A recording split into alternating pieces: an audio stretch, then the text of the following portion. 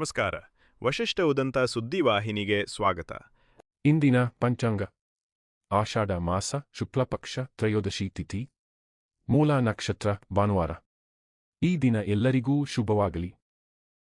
ಇಂದಿನ ಮುಖ್ಯಾಂಶಗಳು. ಮನೆ ಮನೆಗೆ ಬಿಜೆಪಿ ಎಸ್ಐಆರ್ ಮಹಾಸಂಪರ್ಕ ಅಭಿಯಾನ. ಮೈಸೂರಿನಲ್ಲಿ ಅಭಿಯಾನಕ್ಕೆ ಸಂಸದ ಯದುವೀರ್ ಚಾಲನೆ. ಪ್ರತಿ ಕಾರ್ಯಕರ್ತರಿಗೆ 20 ಮನೆಗಳ ಜವಾಬ್ದಾರಿ. ಮುಲ್ಲಾಗಳ ನಿಂದನೆ ಕೇಸ್ ದಾಖಲು. ಎಂಎಲ್ಸಿ ಸಿಟಿ ರವಿ ಮನೆಗೆ ಪೊಲೀಸ್ ನೋಟಿಸ್ ಸ್ವೀಕರಿಸಲು ನಿರಾಕರಣೆ. ಪೊಲೀಸರ ವಿರುದ್ಧ ಬಿಜೆಪಿ ಕಾರ್ಯಕರ್ತರ ಆಕ್ರೋಶ. ಧರ್ಮೇಂದ್ರ ಪ್ರಧಾನ್ ಸ್ಥಾನಕ್ಕೆ ಕೇಂದ್ರ ಸಚಿವ ಪ್ರಹ್ಲಾದ್ ಜೋಶಿ ನೇಮಕ. ಕೇಂದ್ರದ ನೂತನ ಶಿಕ್ಷಣ ಸಚಿವರಾಗಿ ಹೆಚ್ಚುವರಿ ಅಧಿಕಾರ ಸ್ವೀಕರಿಸಿದ ಜೋಶಿ. ಅಧಿಕಾರಿಗಳೊಂದಿಗೆ ಉನ್ನತ ಮಟ್ಟದ ಸಭೆ. ಈಗ ಮೈಸೂರಿನ ಪ್ರಮುಖ ಸುದ್ದಿಗಳು. ಮೈಸೂರು ನಗರದಲ್ಲಿ ಬಿಜೆಪಿ ವತಿಯಿಂದ ಎಸ್ಐಆರ್ ಮಹಾಸಂಪರ್ಕ ಅಭಿಯಾನಕ್ಕೆ ಚಾಲನೆ ನೀಡಲಾಗಿದ್ದು, ಮನೆ ಮನೆಗೆ ಭೇಟಿ ನೀಡಿ ಮತದಾರರ ಪಟ್ಟಿಯ ಪರಿಷ್ಕರಣೆ ಕುರಿತು ಜಾಗೃತಿ ಮೂಡಿಸುವ ಕಾರ್ಯ ಚುರುಕುಗೊಂಡಿದೆ. ಬಿಜೆಪಿ ರಾಜ್ಯಾಧ್ಯಕ್ಷರ ಕರೆಯ ಮೇರೆಗೆ ಆರಂಭಗೊಂಡಿರುವ ಈ ಅಭಿಯಾನದಲ್ಲಿ ಪ್ರತಿಯೊಬ್ಬ ಬಿಜೆಪಿ ಕಾರ್ಯಕರ್ತರು ಕನಿಷ್ಠ 20 ಮನೆಗಳಿಗೆ ಭೇಟಿ ನೀಡಿ ಮಾಹಿತಿ ಸಂಗ್ರಹಿಸುವ ಜವಾಬ್ದಾರಿಯನ್ನು ನೀಡಿದ್ದಾರೆ. ಈ ಕುರಿತು ಮಾತನಾಡಿದ ಸಂಸದ ಯದುವೀರ್ ಒಡೆಯರ್, ಮತದಾರರ ಅಧಿಕೃತ ಪಟ್ಟಿಯನ್ನು ಸಿದ್ಧಪಡಿಸುವುದು ಅತ್ಯಂತ ಮಹತ್ವದ ಪ್ರಕ್ರಿಯೆಯಾಗಿದ್ದು, ಅರ್ಹ ಮತದಾರರ ಹಕ್ಕುಗಳಿಗೆ ಆದ್ಯತೆ ನೀಡುವ ಉದ್ದೇಶದಿಂದ ಕಾರ್ಯಕರ್ತರು ಪ್ರಾಮಾಣಿಕವಾಗಿ ಕೆಲಸ ಮಾಡುತ್ತಿದ್ದಾರೆ ಎಂದು ಹೇಳಿದರು. ಕಾರ್ಯಕರ್ತರು ಉತ್ಸಾಹದಿಂದ, ಪ್ರಾಮಾಣಿಕತೆಯಿಂದ ಕೆಲಸವನ್ನು ಮಾಡ್ತಾ ಇರೋದು ನಮ್ಮೆಲ್ಲರಿಗೂ ಬಹಳ ದೊಡ್ಡ ಪ್ರೇರಣೆ. ಎಸ್ಐಆರ್ ಪ್ರಕ್ರಿಯೆ ಇನ್ನೂ ಮುಂದುವರಿಯಲಿದ್ದು, ಆಕ್ಷೇಪಣೆ ಸಲ್ಲಿಕೆ ಸೇರಿದಂತೆ ಹಲವು ಹಂತಗಳ ಕೆಲಸಗಳು ಬಾಕಿಯಿದ್ದು, ಅಧಿಕೃತ ಮತದಾರರ ಪಟ್ಟಿ ಪ್ರಕಟಿಸುವವರೆಗೆ ಅಭಿಯಾನ ಮುಂದುವರಿಯಲಿದೆ ಎಂದು ತಿಳಿಸಿದರು. ಮೈಸೂರಿನಲ್ಲಿ ಈ ಮಹಾಸಂಪರ್ಕ ಅಭಿಯಾನ ನಮ್ಮ ರಾಜ್ಯಾಧ್ಯಕ್ಷರ ಕರೆ ಮೇರೆಗೆ ಇವತ್ತು ಘೋಷಣೆ ಮೇರೆಗೆ ಇವತ್ತು ನಾವು ಮನೆ ಮನೆಗೆ ಎಲ್ಲ ಕಾರ್ಯಕರ್ತರು ಭೇಟಿ ನೀಡಿ ಆ ಒಂದು ಪಟ್ಟಿಯನ್ನು ಸೃಷ್ಟಿಸಿ ಅದು ಪಟ್ಟಿ ಪ್ರಕಾರ ಅಲ್ಲಿ ಮನೆ ಇರೋ ಜನ ಪ್ರಕಾರ ಇವತ್ತು ಒಂದು ಏನು ಪ್ರಕ್ರಿಯೆ ಇದೆ ಅದನ್ನ ಮಾಡುವಂಥ ಕೆಲಸ ಆಗ್ತಾ ಇದೆ. ಇದು SIR ಅಲ್ಲಿ ನಮ್ಮದೇ ಆದಂಥ ಒಂದು ಪ್ರಕ್ರಿಯೆಯಲ್ಲಿ ನಾವು ಕೂಡ ಒಂದು ಪರಿಶೀಲನೆ ನಡೆಸೋ ದೃಷ್ಟಿಯಲ್ಲಿ ಈ ಕೆಲಸವನ್ನು ಮಾಡ್ತಾ ಇದ್ದೀವಿ. ಎಲ್ಲ ಕಾರ್ಯಕರ್ತರು ಕನಿಷ್ಠ ಒಂದು 20 ಮನೆಗೆ ಭೇಟಿ ನೀಡಿ ಈ ಕೆಲಸವನ್ನು ಮಾಡಬೇಕಂತ ನಾವೆಲ್ಲರೂ ಅವ್ರಿಗೆ ವಿನಂತಿ ಮಾಡಿದ್ದೀವಿ. ಎಲ್ಲ ಭಾಳ ಉತ್ಸಾಹದಿಂದ ಕೆಲಸವನ್ನು ಮಾಡ್ತಾ ಇದ್ದಾರೆ.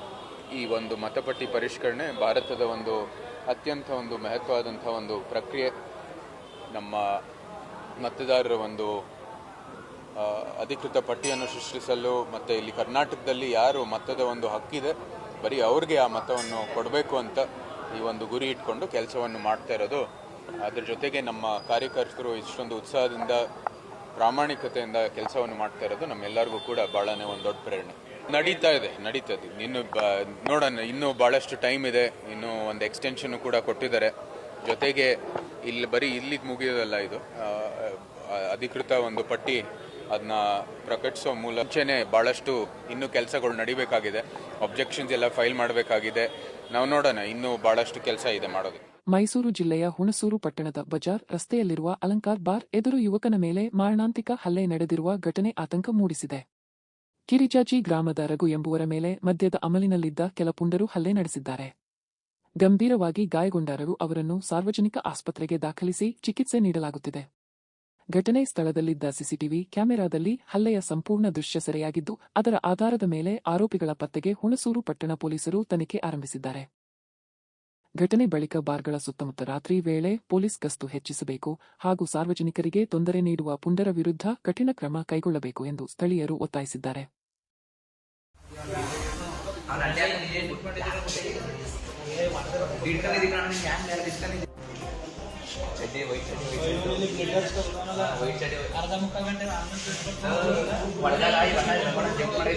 ನನ್ನ ಹೆಸರು ರಘು ಅಂತ.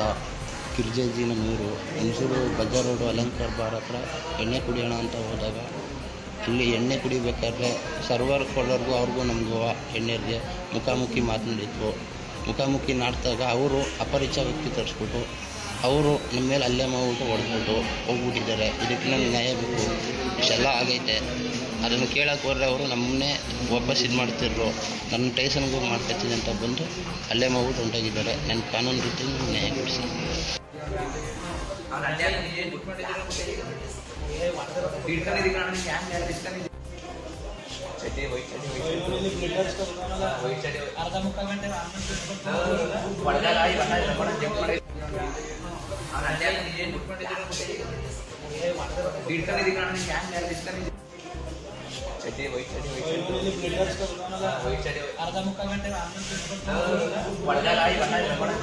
ಈಗ ಹಾಸನದ ಪ್ರಮುಖ ಸುದ್ದಿಗಳು. ಹಾಸನ ನಗರದ ದಾಸರಕೊಪ್ಪಲಿನಲ್ಲಿರುವ ಲೀಲಾ ಪ್ಯಾರಡೈಸ್ ಬಾರ್ ಅವೆಂಟ್ ರೆಸ್ಟೋರೆಂಟ್ನ ಆಹಾರ ತಯಾರಿಸುವ ಕಿಚನ್ನ ವಿವಿಧ ಭಾಗಗಳಲ್ಲಿ ಇಲಿಗಳ ಸಂಚಾರ ಕಂಡುಬಂದಿದ್ದು ಸಾರ್ವಜನಿಕರಲ್ಲಿ ಆತಂಕ ಮೂಡಿಸಿದೆ. ಇದರಿಂದ ಆಹಾರದ ಗುಣಮಟ್ಟ, ಸ್ವಚ್ಛತೆ ಹಾಗೂ ಆಹಾರ ಸುರಕ್ಷತೆ ಕುರಿತು ಗ್ರಾಹಕರು ಗಂಭೀರ ಪ್ರಶ್ನೆಗಳನ್ನು ಎತ್ತಿದ್ದಾರೆ. ಇಂತಹ ಪರಿಸ್ಥಿತಿ ಸಾರ್ವಜನಿಕರ ಆರೋಗ್ಯದ ಮೇಲೆ ದುಷ್ಪರಿಣಾಮ ಬೀರುವ ಸಾಧ್ಯತೆ ಇದೆ ಎಂದು ಆತಂಕ ವ್ಯಕ್ತವಾಗಿದೆ. ಘಟನೆ ಸಂಬಂಧ ಆಹಾರ ಸುರಕ್ಷತಾ ಇಲಾಖೆ ಹಾಗೂ ಆರೋಗ್ಯ ಅಧಿಕಾರಿಗಳು ತಕ್ಷಣ ಅಗತ್ಯ ಕ್ರಮ ಕೈಗೊಳ್ಳಬೇಕು ಎಂದು ಸಾರ್ವಜನಿಕರು ಆಗ್ರಹಿಸಿದ್ದಾರೆ. ಇಂತಹ ಪ್ರಕರಣಗಳು ಮರುಕಳಿಸುತ್ತಿದ್ದರೂ ಸಂಬಂಧಪಟ್ಟ ಅಧಿಕಾರಿಗಳು ನಿರ್ಲಕ್ಷ್ಯ ವಹಿಸುತ್ತಿದ್ದಾರೆ ಎಂಬ ಆರೋಪವೂ ಕೇಳಿಬಂದಿದೆ. ಬೇಲೂರಿನ ಜೆಪಿ ನಗರದಲ್ಲಿ ಜುಲೈ 15ರಂದು ನಡೆದ ಪ್ರೇಮ ವಿವಾಹ ಸಂಬಂಧಿತ ಗಲಾಟೆ ಪ್ರಕರಣಕ್ಕೆ ಹೊಸ ತಿರುವು ಸಿಕ್ಕಿದ್ದು, ಗೌಪ್ಯ ಸ್ಥಳದಲ್ಲಿರುವುದಾಗಿ ಹೇಳಿಕೊಂಡು ಸಾನಿಯಾ ಮತ್ತು ಆಸಿಫ್ ವಿಡಿಯೋ ಹೇಳಿಕೆ ಬಿಡುಗಡೆ ಮಾಡಿದ್ದಾರೆ. ವಿಡಿಯೋದಲ್ಲಿ ಮಾತನಾಡಿರುವ ಸಾನಿಯಾ, ಜುಲೈ 9ರಂದು ತನ್ನ ಸ್ವೇಚ್ಛೆಯಿಂದ ಮನೆ ಬಿಟ್ಟು ತಾನು ಪ್ರೀತಿಸಿದ್ದ ಯುವಕನನ್ನು ವಿವಾಹವಾಗಿದ್ದೇನೆ ಎಂದು ತಿಳಿಸಿದ್ದಾರೆ. ಮನೆಯಲ್ಲಿ ಬೇರೆ ವ್ಯಕ್ತಿಯನ್ನು ಮದುವೆಯಾಗುವಂತೆ ಒತ್ತಾಯಿಸಲಾಗುತ್ತಿತ್ತು ಎಂದು ಆರೋಪಿಸಿದ ಅವರು, ಊರಿನಲ್ಲಿ ನಡೆಯುತ್ತಿರುವ ಗಲಾಟೆಗಳಿಗೆ ತಮ್ಮಿಬ್ಬರಿಗೂ ಯಾವುದೇ ಸಂಬಂಧ ಇಲ್ಲ ಎಂದು ಸ್ಪಷ್ಟಪಡಿಸಿದ್ದಾರೆ. ಆಶೀಂ ಎಂಬುವರು ಸಹಾಯ ಮಾಡಿದ್ದಾರೆ ಎಂಬ ಸುದ್ದಿ ಸುಳ್ಳಾಗಿದ್ದು, ಅವರಿಗೆ ತಮ್ಮೊಂದಿಗೆ ಯಾವುದೇ ಸಂಬಂಧವಿಲ್ಲ ಎಂದಿದ್ದಾರೆ. ತಮ್ಮ ಪತಿಯ ಕುಟುಂಬಕ್ಕೆ ಕಿರುಕುಳ ನೀಡಲಾಗುತ್ತಿದೆ ಎಂದು ಆರೋಪಿಸಿರುವ ಸಾನಿಯಾ, ಪತ್ರ ಬರೆದಿಟ್ಟು ಬಂದಿದ್ದರೂ ತನ್ನ ಹೆಸರಿನಲ್ಲಿ ನಾಪತ್ತೆ ಪ್ರಕರಣ ದಾಖಲಿಸಲಾಗಿದೆ ಎಂದು ತಿಳಿಸಿದ್ದಾರೆ. ತಮ್ಮ ಸುರಕ್ಷತೆಗೆ ಬೇಲೂರು ಪೊಲೀಸರ ರಕ್ಷಣೆ ನೀಡಬೇಕು ಹಾಗೂ ನಾಪತ್ತೆ ಪ್ರಕರಣವನ್ನು ಮುಚ್ಚುವಂತೆ ಅಧಿಕಾರಿಗಳಿಗೆ ಮನವಿ ಮಾಡಿದ್ದಾರೆ. ನನ್ನ ಹೆಸರು ಸಾನಿಯಾ. ನಾನು ಯಗಚಿ ಬಡಾವಣೆ ಬೇಲೂರು ತಾಲೂಕಲ್ಲಿ ವಾಸವಿದ್ದೆ ಅಪ್ಪ ಅಮ್ಮನ ಜೊತೆ. ನಮ್ಮ ಅಪ್ಪನ ಹೆಸರು ಇಮ್ತಿಯಾಸ್ ಅಂತ. ನಾನು 9ನೇ ತಾರೀಕು ಜುಲೈಯಲ್ಲಿ ನನ್ನ ಇಷ್ಟದಿಂದ ನನ್ನ ಹುಡುಗನ ಜೊತೆ ಬಂದಿದ್ದೀನಿ. ಹಾಗೆ ಮದುವೆನೂ ಆಗಿದ್ದೀನಿ. ಮನೆಯಲ್ಲಿ ತುಂಬ ಫೋರ್ಸ್ ಮಾಡ್ತಾಯಿದ್ರು ಬೇರೆಯವ್ರಿಗೆ ಮದುವೆ ಆಗುವಂತ. ಇಷ್ಟ ಇರಲಿಲ್ಲ ನನಗೆ ಮದುವೆ ಆಗೋದಕ್ಕೆ. ಹಾಗಾದರೂ ತುಂಬ ಟಾರ್ಚರ್ ಕೊಟ್ಟು ತುಂಬ ಫೋರ್ಸ್ಬಲಿ ಟಾರ್ಚರ್ ಮಾಡ್ತಾಯಿದ್ರು. ಹಾಗಾಗಿ ನನ್ನ ಇಷ್ಟದಿಂದನೇ ಬಂದಿರೋದು. ಅಲ್ಲಿ ನಮ್ಮೂರಲ್ಲಿ ತುಂಬ ಗಲಾಟೆಗಳೆಲ್ಲ ನಡೀತಾ ಇದೆ. ಅದರಲ್ಲಿ ನಮ್ಮ ಹೆಸರು ಹೇಳ್ತಾ ಇದ್ದಾರೆ ಅನಗತ್ಯವಾಗಿ. ಅದಕ್ಕೂ ನಮಗೂ ಏನೂ ಸಂಬಂಧ ಇಲ್ಲ. ಹಾಶಿಮ್ ಎಂಬವರ ಅಂಗಡಿಯಲ್ಲಿ ಇವರು 6 ತಿಂಗಳ ಹಿಂದೆ ಕೆಲಸ ಮಾಡ್ತಾಯಿದ್ರು. ಅವ್ರು ಕೆಲಸ ಮಾಡ್ತಾಯಿದ್ರು ಅಂತ ಹೇಳಿ ಅವರೇ ನಮಗೆ ಸಪೋರ್ಟ್ ಮಾಡಿದ್ದಾರೆ ಅಂತ ಸುಮ್ಮನೆ ರೂಮರ್ಸ್ ಎಲ್ಲ ಎಬ್ಬಿಸ್ಬಿಟ್ಟು ಅವ್ರಿಗೆ ಹೋಗಿ ಹೊಡೆದಿ ಎಲ್ಲ ಮಾಡಿದ್ದಾರೆ. ಅದು ಅವರಿಗೂ ನಮಗೂ ಏನೂ ಸಂಬಂಧ ಇಲ್ಲ. ನಾವೇ ಒಂದು ರೆಂಟಿಗೆ ಆಟೋ ತಗೊಂಡು ಬಂದಿರೋದು ನಮ್ಮ ಇಷ್ಟದಿಂದ. ಹಾಗೆ ರೋಷನ್ ಪ್ರೆಸ್ ಮೀಟಲ್ಲಿ ಹೇಳ್ತಾ ಇದ್ದಾರೆ ಅವ್ರು ನಮ್ಮ ರಿಲೇಟಿವ್ ಅಂತ. ಅವರಿಗೂ ನಮಗೂ ಏನೂ ಸಂಬಂಧ ಇಲ್ಲ. ಅವ್ರು ನಮಗೇನೂ ಆಗ್ಬೇಕಂತನೂ ಇಲ್ಲ. ತುಂಬ ತೊಂದರೆ ಆಗ್ತದೆ. ಅದಕ್ಕೂ ನಮಗೆ ಸಂಬಂಧ ಏನೂ ಇಲ್ಲ. ನಮಗೆ ಊರಿಗೆ ಬರೋಕ್ಕೂ ಬಿಡ್ತಾ ಇಲ್ಲ. ತುಂಬ ಬೆದರಿಕೆ ಎಲ್ಲ ಹಾಕ್ತಾ ಇದ್ದಾರೆ. ಹಾಗೆ ಇವ್ರ ಮನೆಗೆ ಹೋಗಿ ಅವ್ರ ತಂಗಿಗೆ ಅಮ್ಮಂಗೆ ಎಲ್ಲ ಟಾರ್ಚರ್ ಕೊಡ್ತಾ ಇದ್ದಾರೆ. ಅವ್ರಿಗೆ ಕರೆಸಿ ಹಾಗೆ ಮಾಡ್ತೀವಿ ಹೀಗೆ ಮಾಡ್ತೀವಿ ಅಂತ. ನಾವು ಮನೇಲಿ ಲೆಟರ್ ಕೂಡ ಬರ್ದು ಬಂದಿದ್ದೀನಿ, ನನಗೆ ಇಷ್ಟ ಇಲ್ಲ ಮದುವೆ ಆಗೋದಕ್ಕೆ ಅಂತ ಎಲ್ಲ. ಲೆಟರ್ ಕೊಟ್ಟಿದ್ರು ಕೂಡ ನನ್ನ ಮೇಲೆ ಮಿಸ್ಸಿಂಗ್ ಕಂಪ್ಲೇಂಟ್ ಕೊಟ್ಟಿದ್ದಾರೆ. ಲೆಟರ್ ಬರ್ತಿದ್ದು ಬಂದಿದ್ರು ಕೂಡ. ಅದಕ್ಕೆ ನನ್ನ ಮಿಸ್ಸಿಂಗ್ ಏನೂ ಇಲ್ಲ, ನಾನು ಜೀವಂತವಾಗೇ ಇದ್ದೀನಿ. ನನಗೆ ಪೊಲೀಸ್ ಸಪೋರ್ಟ್ ಬೇಕು ಬೇಲೂರು ತಾಲೂಕಿಂದ. ಹಾಗೆ ನಾವು ಊರಿಗೆ ಬಂದ್ರೂ ನಮಗೇನು ತೊಂದರೆ ಆಗಬಾರ್ದು. ತುಂಬಾ ತೊಂದರೆ ಕೊಡ್ತಾ ಇದ್ದಾರೆ ನಮಗೆ. ACPಗೆ DCPಗೆ ಮತ್ತು ಬೆಂಗಳೂರು ಕಮಿಷನರಿಗೆಲ್ಲ ನಾನು ಲೆಟರ್ ಕೊಟ್ಟಿದ್ದೀನಿ, ನನಗೇನು ತೊಂದರೆ ಆಗಬಾರ್ದು ಅಂತ. ಹಾಗೆ ಆ ಗಲಾಟೆಗೂ ನಮಗೂ ಏನೂ ಸಂಬಂಧನೂ ಇಲ್ಲ. ನನ್ನ ಕೇಸ್ನ ಕ್ಲೋಸ್ ಮಾಡಬೇಕು. ಮಿಸ್ಸಿಂಗ್ ಆಗಿ ನಾನು ಏನೂ ಇಲ್ಲ. ನಾನೇ ಇವರಿಗೆ ಕರ್ಕೊಂಡು ಬಂದಿರೋದು. ಈಗ ಚಿಕ್ಕಮಗಳೂರಿನ ಪ್ರಮುಖ ಸುದ್ದಿಗಳು. ಚಿಕ್ಕಮಗಳೂರಿನ ಬಸವನಹಳ್ಳಿಯಲ್ಲಿರುವ ವಿಧಾನ ಪರಿಷತ್ ಸದಸ್ಯ ಸಿ.ಟಿ. ರವಿ ನಿವಾಸಕ್ಕೆ ಪೊಲೀಸರು ನೋಟಿಸ್ ನೀಡಲು ತೆರಳಿದ ವೇಳೆ ಹೈಡ್ರಾಮಾ ನಡೆದಿದೆ. ಮುಲ್ಲಾಗಳ ಎದೆ ಸೀಳಿದರೆ 3 ಅಕ್ಷರ ಬರಲ್ಲ ಎಂದು ಹೇಳಿದ ಹೇಳಿಕೆ ಸಂಬಂಧ ದಾಖಲಾದ ಪ್ರಕರಣದಲ್ಲಿ ತನಿಖೆಗೆ ಹಾಜರಾಗುವಂತೆ ನೋಟಿಸ್ ನೀಡಲು ಪೊಲೀಸರು ಮುಂದಾಗಿದ್ದರು. ಆದರೆ ಸಿ.ಟಿ. ರವಿ ನೋಟಿಸ್ ಸ್ವೀಕರಿಸಲು ನಿರಾಕರಿಸಿದ ಹಿನ್ನೆಲೆಯಲ್ಲಿ ಕೆಲಕಾಲ ಪೊಲೀಸರು ಮತ್ತು ಅವರ ನಡುವೆ ವಾಗ್ವಾದ ನಡೆಯಿತು. ಈ ವೇಳೆ ಸ್ಥಳಕ್ಕೆ ಆಗಮಿಸಿದ ಬಿಜೆಪಿ ಕಾರ್ಯಕರ್ತರು ಪೊಲೀಸರ ಕ್ರಮವನ್ನು ಖಂಡಿಸಿ ಘೋಷಣೆಗಳನ್ನು ಕೂಗಿ ಆಕ್ರೋಶ ವ್ಯಕ್ತಪಡಿಸಿದರು. ಸಿ.ಟಿ. ರವಿ ವಿರುದ್ಧ ಪ್ರಕರಣ ದಾಖಲಾಗಿರುವ ಹಿನ್ನೆಲೆಯಲ್ಲಿ ಕಾನೂನು ಪ್ರಕ್ರಿಯೆ ಮುಂದುವರೆದಿದ್ದು ತನಿಖೆಗೆ ಸಹಕರಿಸುವಂತೆ ಪೊಲೀಸರು ಸೂಚಿಸಿದ್ದಾರೆ. ಯಾವ ರೀತಿ ಅಪ್ಲೈ ಆಗುತ್ತೆ ಅಂತ ಎಕ್ಸ್ಪ್ಲೈನ್ ಮಾಡಿ. ಯಾಕೆಂದ್ರೆ ಇದು ಇಲ್ಲಿಗೆ ನಿಲ್ಲಲ್ಲ, ನೀವು ಎಕ್ಸ್ಪ್ಲೈನ್ ಮಾಡಿ ನನಗೆ. ಇದು ಹೆಂಗೆ ಅಪ್ಲೈ ಆಗುತ್ತೆ, ಯಾವ ರೀತಿ ಅಪ್ಲೈ ಆಗುತ್ತೆ. ಇಂಡಿವಿಜುವಲ್ ಒಬ್ಬ ವ್ಯಕ್ತಿಯ ಬಗ್ಗೆ ನಾನು ಮಾತಾಡಿರೋದು. ಕಮ್ಯುನಿಟಿಗೆ ಹೆಂಗೆ ಅಪ್ಲೈ ಆಗುತ್ತೆ ಹೇಳಿ. ಮುಲ್ಲಾ equal to Muslim, equal to Muslim ಅಂತ ಅಪ್ಲೈ ಮಾಡೋದಾದ್ರೆ ಅವನ್ ಪೆಟ್ರೋಲ್ ಟ್ಯಾಂಕಿ ಬೆಂಕಿ ಹಾಕೊಳ್ಳೋದನ್ನು ಇಡೀ ಸಮಾಜ ಒಪ್ಕೊಂಡ್ಬಿಡುತ್ತಾ, ಸಮರ್ಥನೆ ಮಾಡುತ್ತಾ? ಅವ್ನು ಸಮರ್ಥನೆ ಮಾಡಿರೋರ ಬಗ್ಗೆ ನೀವು ಕೇಸ್ ಮಾಡಬೇಕು.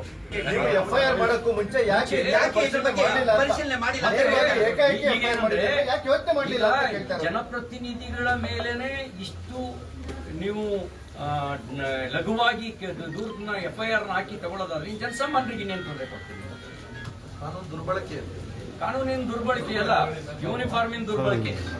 ಮುಲ್ಲಾ ಒಬ್ಬ ಬೆಂಕಿ ಹಾಕಕ್ಕೆ ಬಂದ ಮುಲ್ಲಾನ್ ಬಗ್ಗೆ ನಾನು ಮಾತಾಡಿರೋದು ಹೌದು, ನಾಳೆನೂ ಮಾತಾಡೋದು ಡೊಮೇನಲ್ಲೂ ಇದೆ. ಯಾರ ಬಗ್ಗೆ ಮಾತಾಡಿರೋದು?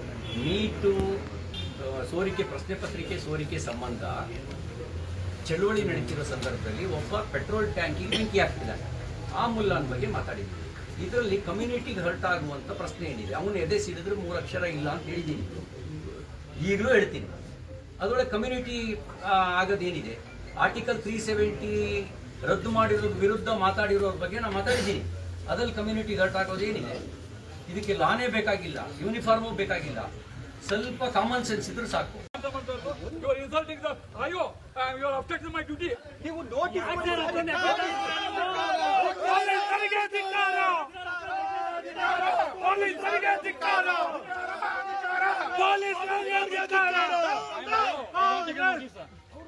ನಮ್ಮ ಅಬ್ಸ್ಟ್ರಕ್ಷನ್ ಮಾಡಿ ಡ್ಯೂಟಿಗೆ ಅದು ನೋಟಿಸ್ ತಗೊಂಡಿಲ್ವಾ ಸರ್?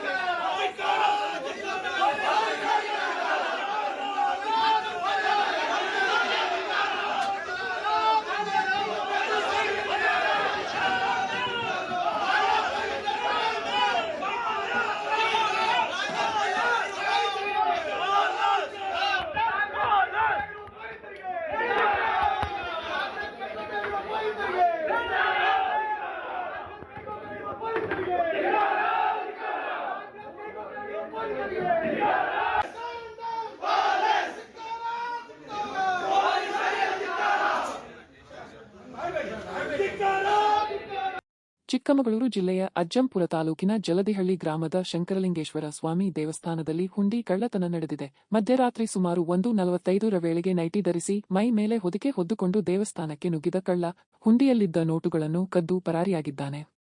ಚಿಲ್ಲರೆ ಹಣವನ್ನು ಸ್ಥಳದಲ್ಲೇ ಬಿಟ್ಟು ಹೋಗಿರುವುದು ಗಮನ ಸೆಳೆದಿದೆ. ಕಳ್ಳತನದ ಸಂಪೂರ್ಣ ದೃಶ್ಯ ದೇವಸ್ಥಾನದ ಸಿಸಿಟಿವಿ ಕ್ಯಾಮೆರಾದಲ್ಲಿ ಸೆರೆಯಾಗಿದೆ. ಅದರ ಆಧಾರದ ಮೇಲೆ ಆರೋಪಿಯ ಪತ್ತೆಗೆ ಪೊಲೀಸರು ತನಿಖೆ ಆರಂಭಿಸಿದ್ದಾರೆ. ಘಟನೆ ಸಂಬಂಧ ಗ್ರಾಮಸ್ಥರು ಅಜ್ಜಂಪುರ ಪೊಲೀಸ್ ಠಾಣೆಯಲ್ಲಿ ದೂರು ದಾಖಲಿಸಿದ್ದು, ದೇವಸ್ಥಾನಗಳ ಭದ್ರತೆ ಹೆಚ್ಚಿಸುವಂತೆ ಸ್ಥಳೀಯರು ಆಗ್ರಹಿಸಿದ್ದಾರೆ.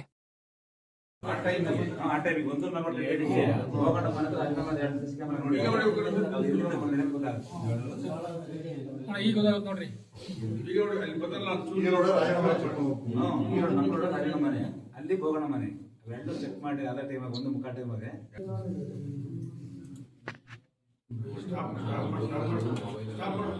ಬೇಡ ಬಿಡ್ತಾನೆ.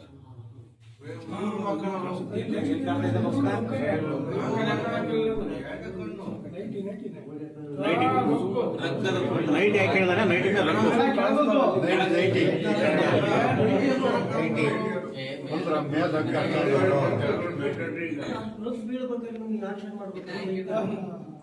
ಮಾಸ್ಕ್ ಹಾಕಿಲ್ಲ ಅವ ಇತ್ಲ ಪೂರ್ತಿ ಕ್ಯಾಮ್ರಾಗ್ ನೋಡ್ಲು ಅವನು ಸ್ವಲ್ಪ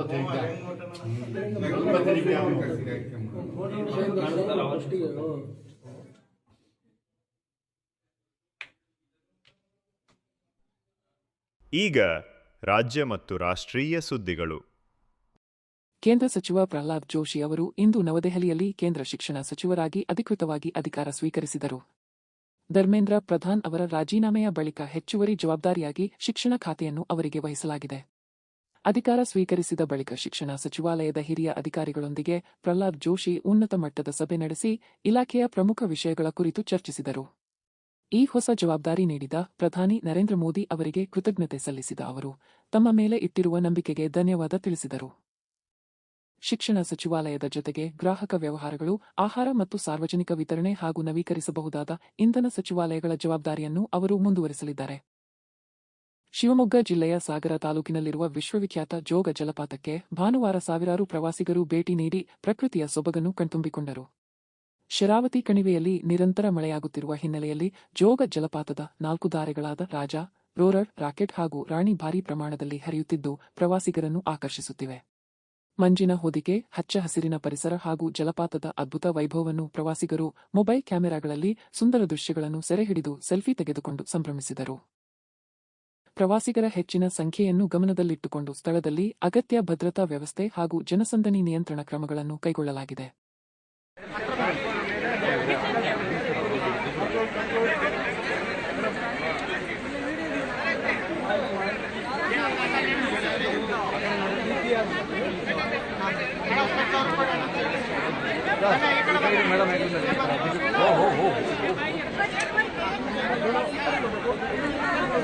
ಹಲೋ ಮೇಡಮ್ ಚೂರು ನಿಮ್ಮ ಮೊಬೈಲ್ ಈಚೆ ಅವ್ರು ಬಿಟ್ಟಿದ್ಮೇಲೆ ಮೇಡಮ್ ಸರ್ ನೋಡಿ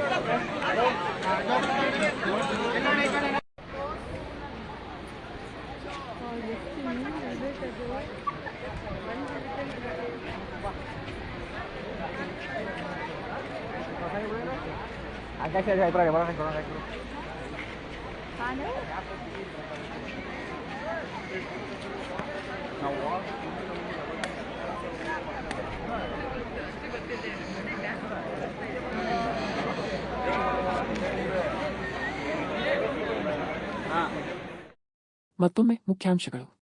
ಮನೆ ಮನೆಗೆ ಬಿಜೆಪಿ ಎಸ್ಐಆರ್ ಮಹಾಸಂಪರ್ಕ ಅಭಿಯಾನ. ಮೈಸೂರಿನಲ್ಲಿ ಅಭಿಯಾನಕ್ಕೆ ಸಂಸದ ಯದುವೀರ್ ಚಾಲನೆ. ಪ್ರತಿ ಕಾರ್ಯಕರ್ತರಿಗೆ 20 ಮನೆಗಳ ಜವಾಬ್ದಾರಿ. ಮುಲ್ಲಾಗಳ ನಿಂದನೆ ಕೇಸ್ ದಾಖಲು. ಎಂಎಲ್ಸಿ ಸಿಟಿ ರವಿ ಮನೆಗೆ ಪೊಲೀಸ್ ನೋಟಿಸ್ ಸ್ವೀಕರಿಸಲು ನಿರಾಕರಣೆ. ಪೊಲೀಸರ ವಿರುದ್ಧ ಬಿಜೆಪಿ ಕಾರ್ಯಕರ್ತರ ಆಕ್ರೋಶ. ಧರ್ಮೇಂದ್ರ ಪ್ರಧಾನ್ ಸ್ಥಾನಕ್ಕೆ ಕೇಂದ್ರ ಸಚಿವ ಪ್ರಹ್ಲಾದ್ ಜೋಶಿ ನೇಮಕ. ಕೇಂದ್ರದ ನೂತನ ಶಿಕ್ಷಣ ಸಚಿವರಾಗಿ ಹೆಚ್ಚುವರಿ ಅಧಿಕಾರ ಸ್ವೀಕರಿಸಿದ ಜೋಶಿ. ಅಧಿಕಾರಿಗಳೊಂದಿಗೆ ಉನ್ನತ ಮಟ್ಟದ ಸಭೆ. ಇಲ್ಲಿಗೆ ಇಂದಿನ ವಾರ್ತಾ ಪ್ರಸಾರ ಮುಕ್ತಾಯವಾಯಿತು. ಧನ್ಯವಾದಗಳು. ಈ ದಿನ ಎಲ್ಲರಿಗೂ ಶುಭವಾಗಲಿ.